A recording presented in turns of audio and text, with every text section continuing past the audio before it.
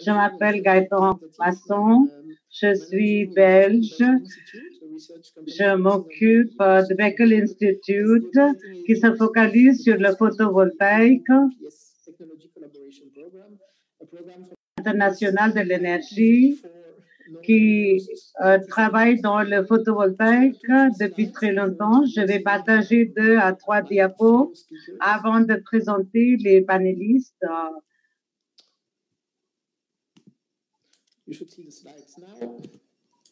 I'm just saying a word about the International Energy Agency. Je vais juste parler un tout petit peu de ce programme sur le photovoltaïque qui a commencé en 93, qui se compose de 32 membres venus de partout dans le monde, qui contribuent plus de 300 chercheurs de différents domaines d'activité, commençant par le marché, des recherches sur la compétitivité, durabilité, intégration du réseau, intégration de photovoltaïque et beaucoup d'autres domaines.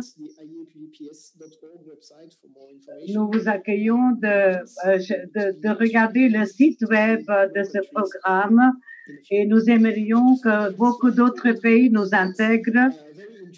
Je voudrais vous présenter ce tableau très intéressant de ce qui va se passer d'ici à 2030 et au-delà. Je voudrais vous rappeler certains éléments clés du développement de PV au cours des années récentes.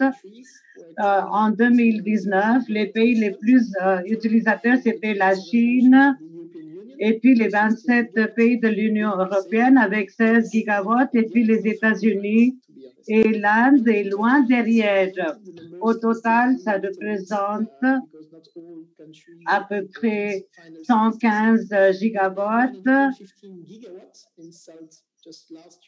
C'est juste l'année dernière, et plus de 600 gigawatts de la capacité installée totale.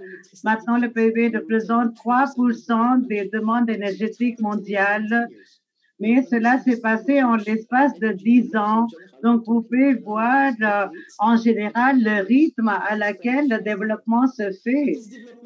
C'est assez rapide.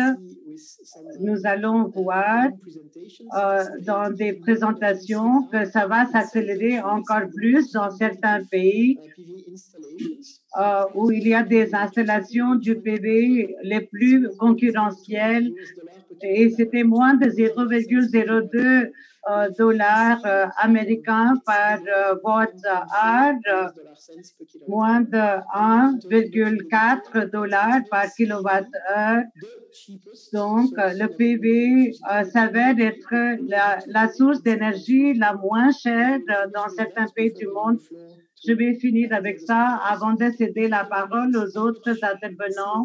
Si nous calculons combien le CO2 a été évité depuis qu'il y a eu des installations du PV, c'est à peu près 700 millions de tonnes. Donc, en pourcentage, c'est 1,8% d'émissions carbone qui ont été réduites. C'est toujours pas une grosse quantité. Donc ça, c'est un défi qu'il faut relever dans les années à venir.